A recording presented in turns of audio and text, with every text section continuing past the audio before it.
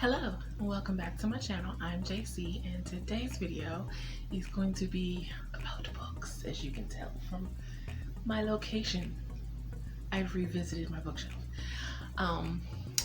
So I've gotten a few questions before in some other people's live streams on this topic and in some of my own videos on this topic. But I've been asked, do I DNF books? And I'll admit, at first when I entered the AuthorTube community, I did not know what DNF meant. I had come to understand that it means do not finish. So the process of shelving books. And then I've been asked why I don't believe in shelving books, because I don't. And so I decided I'd make a video on it because it seems to be an interesting thought process. And I preface this by saying I do not judge anyone who does shelf books. Everyone has their own criteria for reading and what they are willing to put up with as far as what some consider a bad book, and everyone's idea of what a bad book is not the next person's idea of a bad book. So I preface this video by saying I'm not casting any judgments. I am not making any recommendations. I am not giving any advice. I am just simply sharing or responding to the question of why I don't believe in shelving books. So I realize a few of these reasons are going to go against some strong and applicable writing advice, most of which I actually take and adhere to when writing. But as a reader, I feel a little differently, I guess. And so I have a vast amount of respect for people's ability to write a book. It's hard. It's not easy. People who say that writing a book is easy probably have never tried to write one. I mean, really write one, not just throw stuff together and call it a book, because there are those people, but that's a whole nother video, not today's video. So I have a vast amount of respect for people's ability to write a book, sitting down, doing the research. If you outline, doing the outlining, the plotting and planning and all of that, because I do it. And I'd like to think that my work would be, respected. And it's not to say that when I put my stuff out there that, everyone is gonna love my work. But I hope they do. I consider myself a very good writer. I've been told I'm a very good writer. But anyway, I digress. So I have 4 reasons that I don't believe in shelving a book. So here they go. So number 1, yes, I did type them out and put them on my phone so that I could remember them, because my memory sucks these days. So number 1, so you know how they say don't judge a book by its cover. I say don't judge a book by its beginning. There's a lot of books that the first sentence or the first paragraph doesn't grab me. And I know there are a lot of people who say if they're not hooked in the first page or first paragraph or first sentence, then they don't get the book. There are some people, and I have been one of those people, who in bookstores will read the first page, and if it doesn't grab you, will put the book down. That said, I usually read the first page and then maybe the end. But I know you're not supposed to do that, but I do. But there are times when if you're like me, I struggle with beginnings. I also struggle with endings, but I struggle the most with the beginning of a novel because of this advice that's put out there that you have to hook the reader in the first paragraph or the first sentence or the first page at least. And it's nice if you do, and it's great when you can do that, but every book isn't going to do that. That doesn't mean it's not worth reading and continuing on.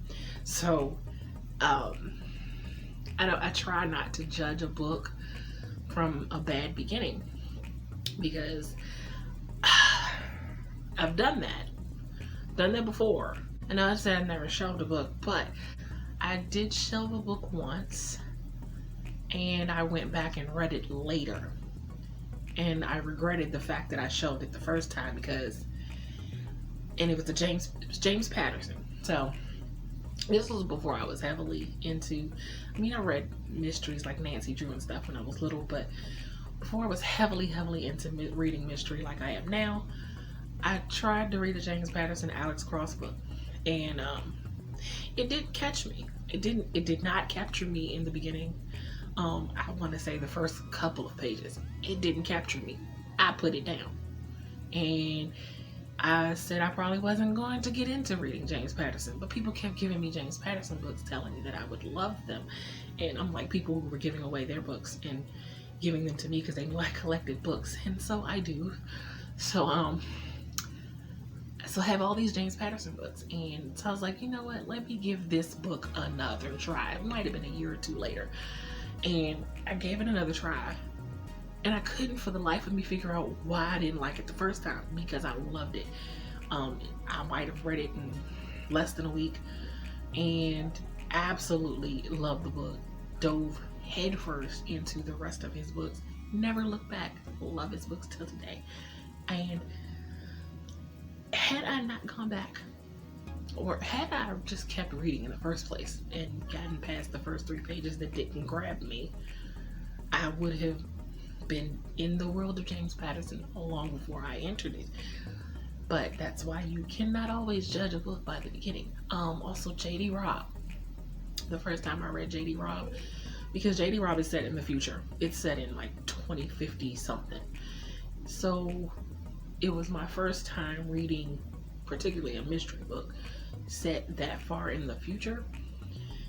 So it's kind of hard to wrap my brain around, because obviously in the future there are technological advances, you would hope, that have been made in the future, and some of the things in the book were just like, I didn't quite grasp it because it was set in the future, and these are things that don't exist at the time, right now in present day.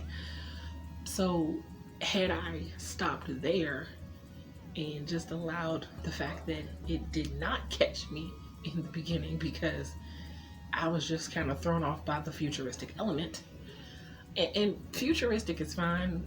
If I was reading fantasy, it would be more probably expected. But because it was a mystery series, I wasn't expecting that. And so that caught me off guard. And some of the things and phrases she was using were futuristic things, and I was kind of struggling in the first couple of pages to kind of wrap my head around it.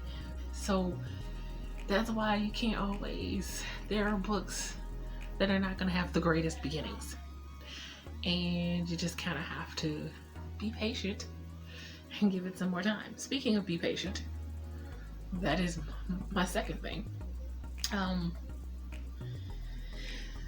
Sometimes, especially if you're reading a genre that you're new to, as I was with the mystery genre at that time, you have to be patient.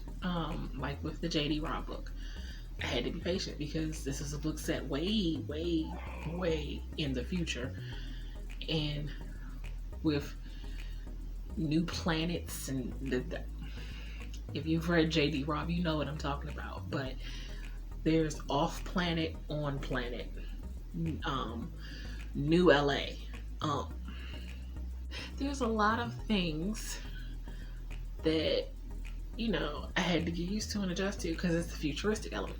Also,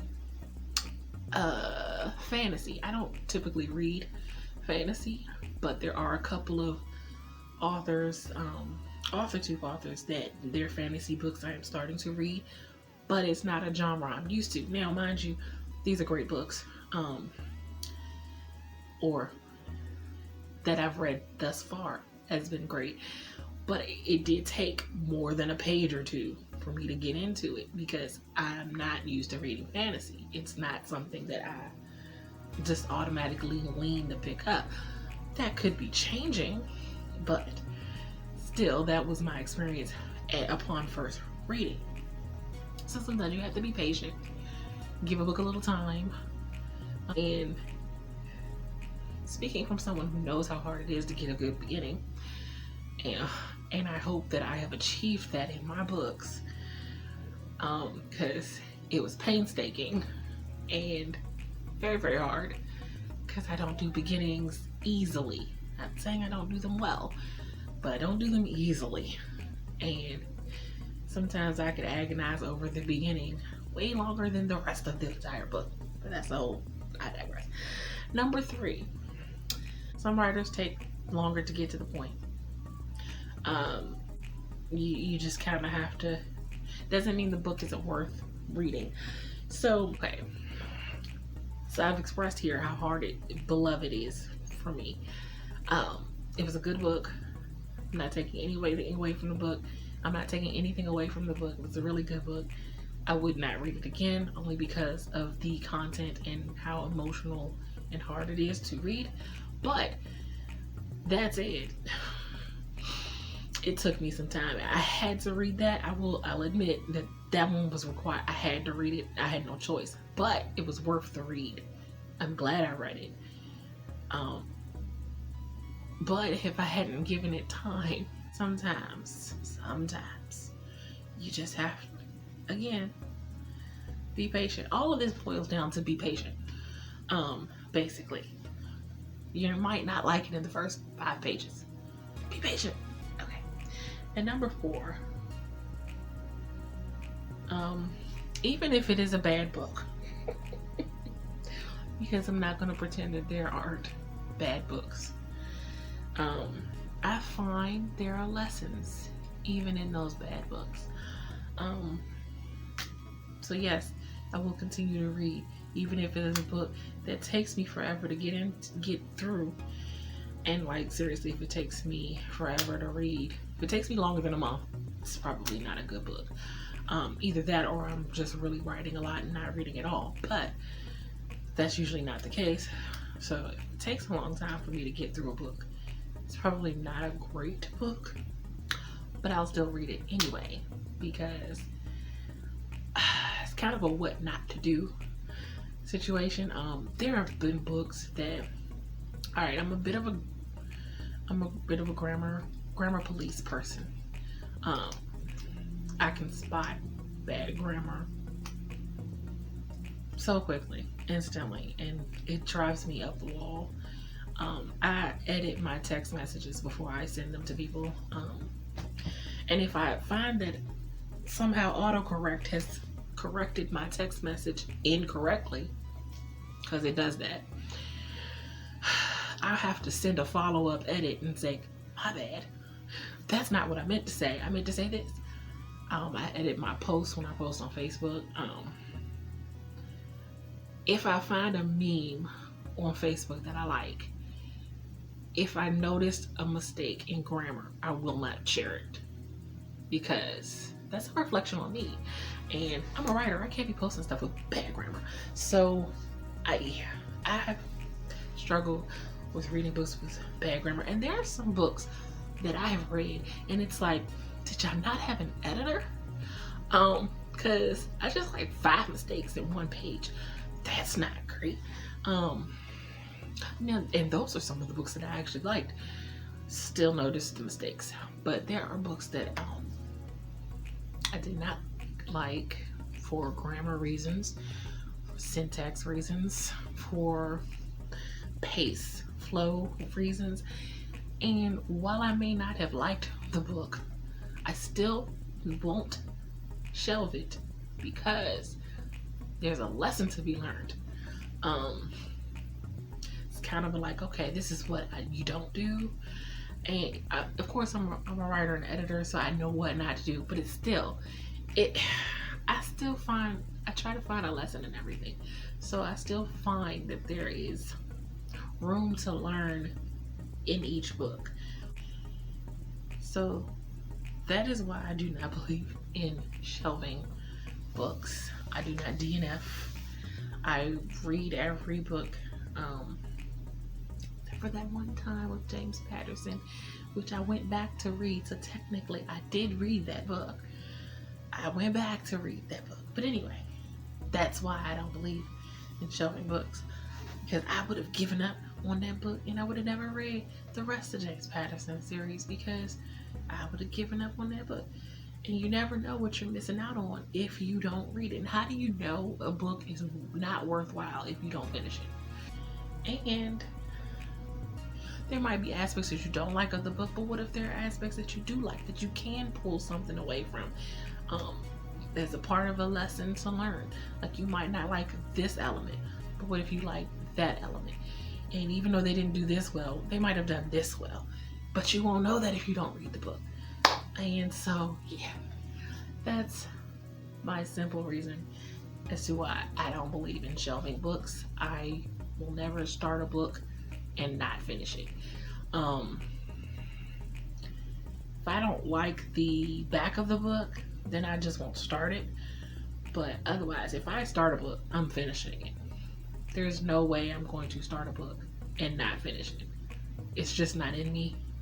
I learned my lesson from that one book that I almost did not go back and read. So yeah, I don't do that. I think if it for me, I would always want to know, how did it end? Like, I'd always be curious if I shelved a book. Well, wait, how did that book end? What if it got better? And I guess it's just the part of me that always gives things a chance. Like, what if it gets better in the middle?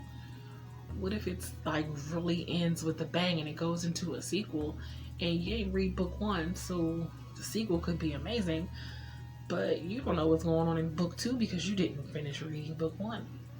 How do you know? So that's it for this video. If you like what you see and you want to see more videos from me, make sure you hit that like and subscribe button, and let me know, what is your criteria on shelving books? I know y'all do it. It's not a judgment. I'm just curious to know what makes y'all put a book down and say, I'm not reading it anymore. Yeah. I'm just interested to know. So that's it. Till next time, have a blessed day. Bye.